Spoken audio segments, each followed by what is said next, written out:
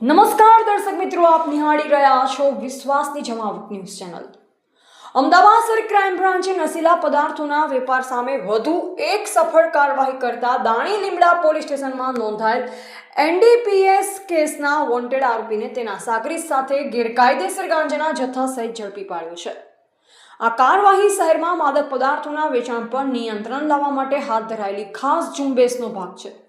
Crime બ્રાન્ચને મળેલ બાતમી આધારે સીટીએમ નારોલ નરોડા રોડ પર ચુનીલાલ પાર્ક સોસાયટી પાસે આવેલ આદિનાથ સ્ટોન ગોડાઉન નજીક સર્વિસ રોડ પર વોચ ગોઠવવામાં આવી, જે દરમિયાન એક ઓટો રિક્ષાની તપાસ કરતા તેમાંથી 9.800 કિલોગ્રામ ગેરકાયદેસર ગાંજો મળી આવ્યો હતો.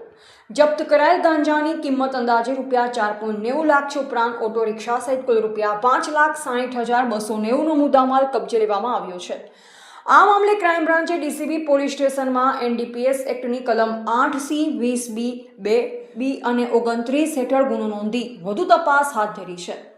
પોલીસે 2 આરોપીની ધરપકડ કરી છે, જેમાં દાણી લીમડા પોલીસ સ્ટેશનના એનડીપીએસ કેસમાં વોન્ટેડ આરોપી ઇસરાયલ ખાન એનુલ્લા ખાન રહેવાસી અકોલા મહારાષ્ટ્ર અને તેનો સાગરીત મોહમ્મદ સાજિદ કમરુદ્દીન પઠાણ રહેવાસી રામોલ અમદાવાદનો સમાવેશ થાય છે. પ્રાથમિક તપાસમાં આરોપીઓ ગેરકાયદેસર રીતે ગાંજાનું વેચાણ કરતા હોવાની માહિતી સામે આવી છે.